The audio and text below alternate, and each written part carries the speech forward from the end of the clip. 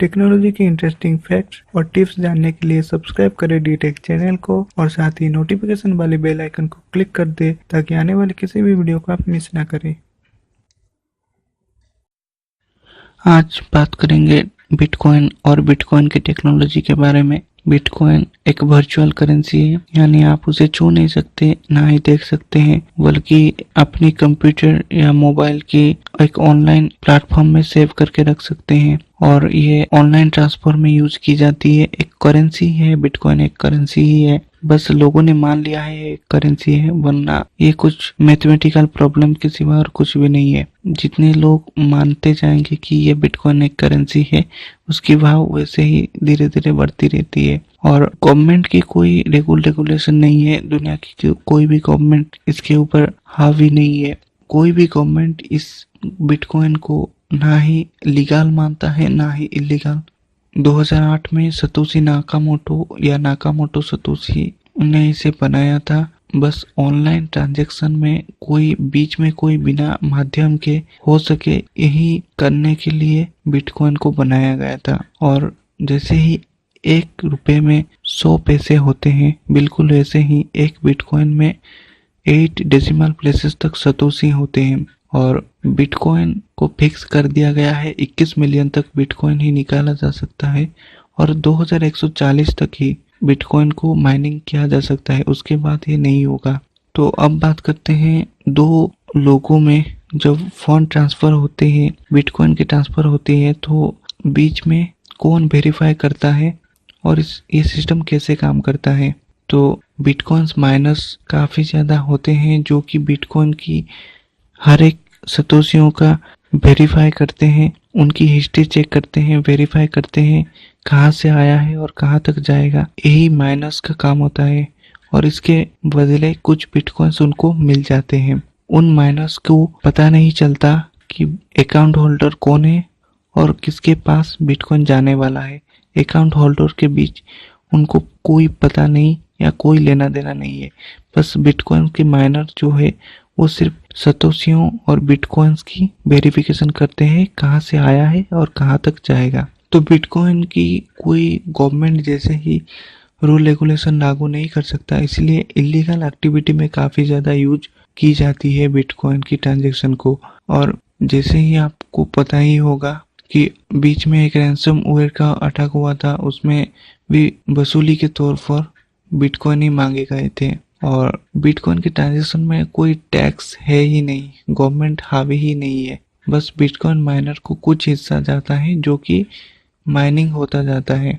एक बैंक में money transfer में खुद बैंक मीडिएटर की तरह काम करता है, यानी बैंक के एम्प्लॉय मीडिएटर की तरह काम करते हैं। वो पैसा भेजने वाले और पैसा पाने वाले लोगों में वेरीफाई करते हैं कि ये सही लोग तो हैं, जो पैसा दे रहे हैं वो वेरीफाई करते हैं और इसके बदले वो पैसे चार्ज करते हैं। बिल्कुल वैसे ही सिस्टम बिटकॉइन में भी काम करता है, लेकिन बिटकॉइन के माइनर ये नहीं जान पाते कि अकाउंट होल्डर कौन है, ना ही अकाउंट में जिन वो बस पैसे की यानी सतोशियों का बिटकॉइन का हिस्ट्री चेक करते हैं, वो मैथमेटिकल प्रॉब्लम्स को सॉल्व करते हैं और इसके बदले उनको इनाम के तौर पर कुछ बिटकॉइन ही दे दिया जाता है। जो माइनर सबसे पहले इस क्वेश्चन का आंसर निकालेगा, इस प्रॉब्लम का सोल्यूशन निकालेगा, सिर्फ उसको ही इनाम के तौर पर बिटकॉइन दिए जाएंगे। बैंक ट्रांजैक्शन में अगर आपके साथ कोई गलत हो गया, आप सीधे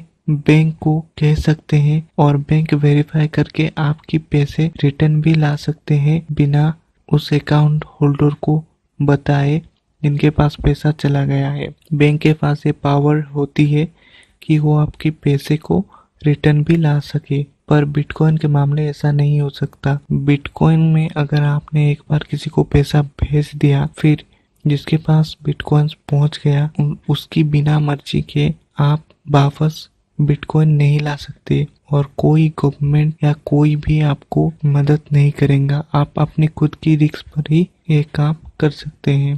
बिटकॉइन में इनकम करने का 2 तरीका होते हैं। पहला है आप खुद कुछ बिटकॉइन खरीद ले और जब बिटकॉइन की भाव चढ़ जाए आप उसे बेच दे, जो मुनाफा होगा वो आपको मिल जाएगा। और दूसरा तरीका है बिटकॉइन की माइनिंग करें। इसके लिए आपको कुछ पावरफुल कंप्यूटर की जरूरत होगी और कुछ कंप्यूटर की नॉलेज चाहिए। उसके बाद आप बिटकॉइन माइनिंग कर सकते हैं, जिसके बाद आपको बिटकॉइन ही मिल जाएंगे और आप बिटकॉइन बेच के पैसे कमा सकते हैं। अब इसकी टेक्नोलॉजी के बारे में थोड़ी सी बात करते हैं और इसकी टेक्नोलॉजी काफ़ी ज़्यादा स्ट्रॉन्ग और पावरफुल टेक्नोलॉजी है।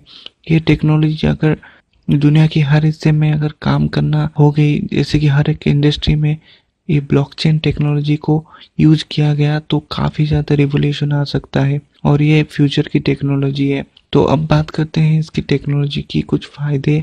तो ये टेक्नोलॉजी डिस्ट्रीब्यूटिव डाटाबेस में काम करता है, यानी दुनिया की बहुत सारे कंप्यूटर, करोड़ों कंप्यूटर से जुड़ा हुआ है।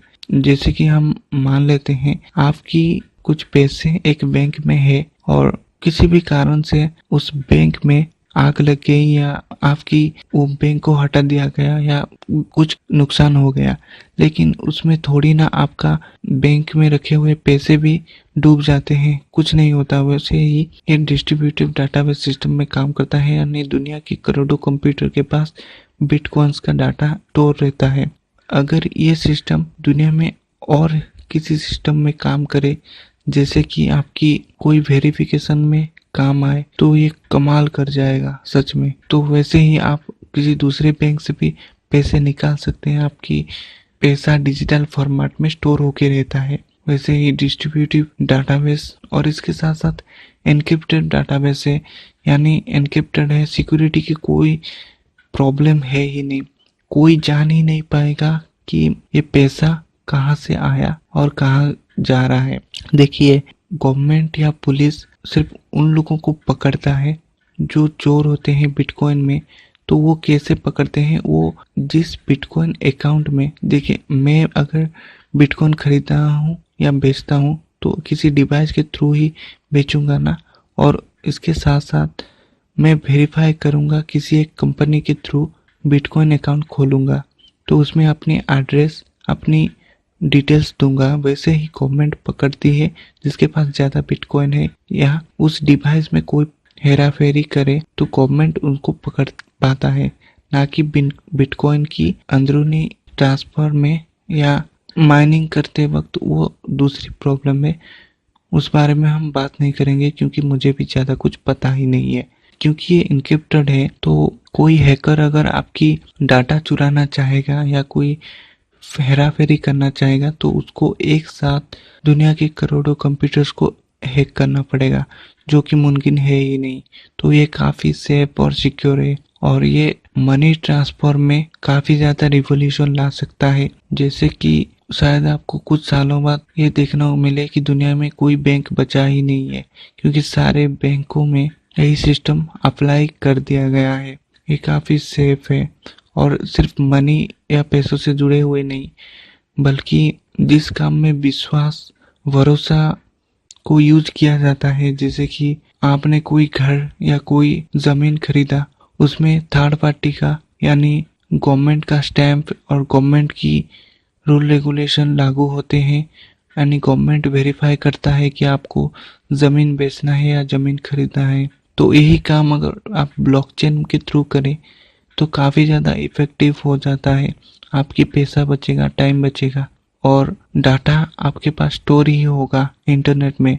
और अब बात करते हैं, ये फॉल्ट टॉलरेंट भी है, यानी जैसे मैंने बताया था कोई एक कंप्यूटर क्रैश हो जाए तो भी आपकी डाटा गुम नहीं हो जाएगी और ये पब्लिक के लिए उपलब्ध हमेशा रहेगा, यानी हर वक्त कोई भी इस टेक्नोलॉजी के थ्रू कुछ भी जान सकता है। मतलब काफ़ी ज़्यादा रिवोल्यूशन वाली टेक्नोलॉजी है जो कि फ़िलहाल अभी अभी सामने आई है।